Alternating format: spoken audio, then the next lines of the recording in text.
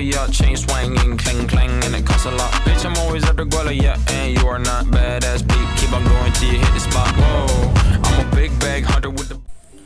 Assalamualaikum warahmatullahi wabarakatuh. Salam sejahtera bagi kita semua. Perkenalkan, nama saya Muhammad Renaldi dengan stambuk A221-22044. Pada kali ini saya akan menjelaskan tentang respirasi. Respirasi adalah proses penghasilan energi dengan memecah molekul kompleks menjadi molekul yang lebih sederhana. Proses respirasi umumnya memecah molekul gula sederhana menjadi karbon dioksida, uap air, dan energi. Semua jenis jasad energi melakukan respirasi. Dalam pengertian kegiatan kehidupan sehari-hari, respirasi dapat disamakan dengan pernapasan. Namun, istilah respirasi mencakup proses-proses yang juga tidak tercakup pada istilah pernapasan.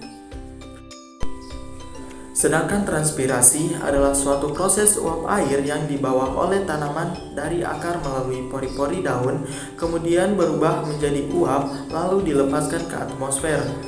Proses terjadinya transpirasi biasanya selalu diawali dengan penguapan air oleh sel-sel mesofil pada tumbuhan menuju ke rongga antar sel yang ada di dalam daun. Di dalam daun tersebut terdapat rongga antar sel jaringan bunga karang yang merupakan suatu rongga besar sehingga dapat menampung uap air dalam jumlah banyak. Berikutnya adalah alat pernapasan di berbagai hewan. Yang pertama, alat pernapasan paru-paru.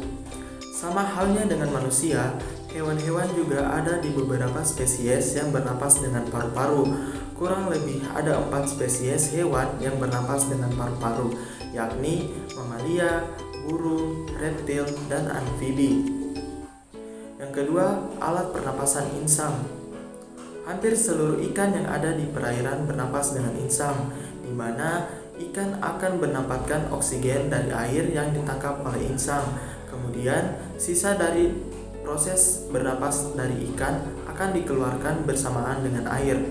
Poin penting bahwa insang hanya dapat bekerja di dalam air. Yang ketiga, alat pernapasan trakea. Hewan insekta atau serangga adalah spesies dengan sistem bernapas trakea. Apa itu trakea? Trakea sendiri adalah lubang halus pada badan serangga yang menjadi sumber pernapasan baginya. Yang keempat adalah alat pernapasan paru-paru buku.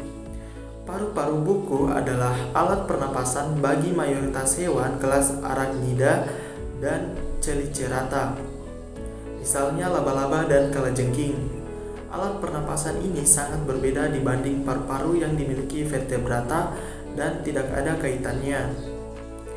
Organ tersebut dinamai paru-paru buku karena dianggap berbeda dengan trakea dan memiliki struktur yang mirip seperti buku yang dilipat. Paru-paru buku merupakan organ yang terhubung pada lubang kecil di bagian bawah depan perut laba-laba dan kalajengking. Yang kelima adalah alat pernapasan kulit. Ada spesies cacing yang menurut peneliti bernapas dengan kulitnya. Proses ini terjadi saat kulit dari cacing dalam kondisi lembab atau bahkan basah. Cacing menjadi satu-satunya hewan yang memiliki sistem pernapasan yang unik, yaitu menggunakan kulitnya yang basah dan lembab. Berikutnya adalah pernapasan pada tumbuhan tingkat tinggi. Pada tumbuhan tingkat tinggi, udara keluar masuk melalui stomata mulut daun pada daun atau lentisel mulut kulit batang pada batang. Oksigen masuk ke sel-sel tumbuhan dan karbon dioksida keluar dari sel-sel tumbuhan langsung secara difusi. Selain pada daun dan batang, akar yang ada di dalam tanah juga melakukan pernapasan. Karena itu, umumnya tumbuhan tidak akan hidup dengan baik bila tanahnya padat, sehingga tidak ada udara di antara butir-butir tanahnya atau tanahnya tergenang air. Itulah pemaparan materi dari saya, kurang lebih saya mohon maaf. Saya akhiri, wassalamualaikum warahmatullahi wabarakatuh.